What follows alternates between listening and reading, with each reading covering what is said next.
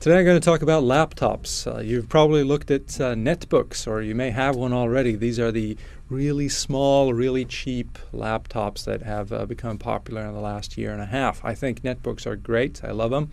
But there are a couple of things that I don't think they do very well because they have rather weak processors. Now this is a good thing. It makes the battery last, but it means that they're not very good for video conferencing. If you're in a Skype conversation, the processor just can't keep up and the video is kind of jerky. Also, if you're looking at online video from Hulu or maybe high quality YouTube video, the picture will often stutter on a netbook just because the processor can't keep up.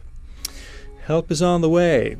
Intel, which makes the processors for the netbooks, is now coming out with a line of ultra-low voltage processors. Not a very sexy name compared to the Atom. But these are processors that are supposed to be a step up from the Atom. Previously, they've been very expensive. New models from Intel are bringing down the prices, and we should be able to see these in laptops that cost $600 or $700. So I've taken some of the first few laptops that have these processors for a spin to see how they compare with netbooks. So I tried out the MSI X Slim X340. Now, as you can see, this is reminiscent of another design. It's very close to the MacBook Air. The MacBook Air, a very expensive model, very sleek. The X Slim is at its thickest point, just as thick as the MacBook Air. But the Air tapers off, so it gives a much slimmer impression.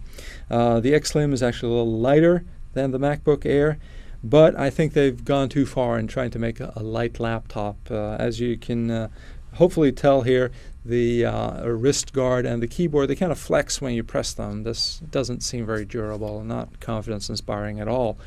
Now, on the other hand, the Acer Timeline is a much more conventional design. It has this nice brushed metal cover. It has a terrific keyboard.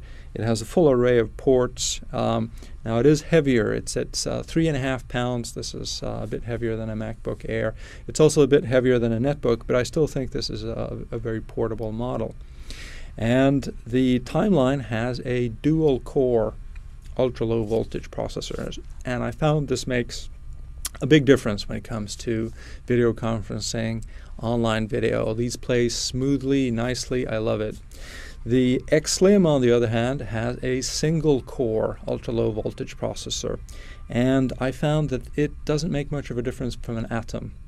So overall, I think the dual-core ultra-low voltage has a lot of potential, and if you're looking for a computer that's really light and long-lasting, portable, I can recommend the Timeline for now. Two things against it. It has a loud fan that kicks in sometimes to cool down the components.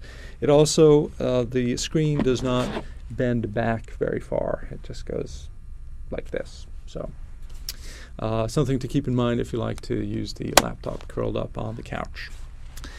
And that's it for me. I'm Peter Svensson of the Associated Press.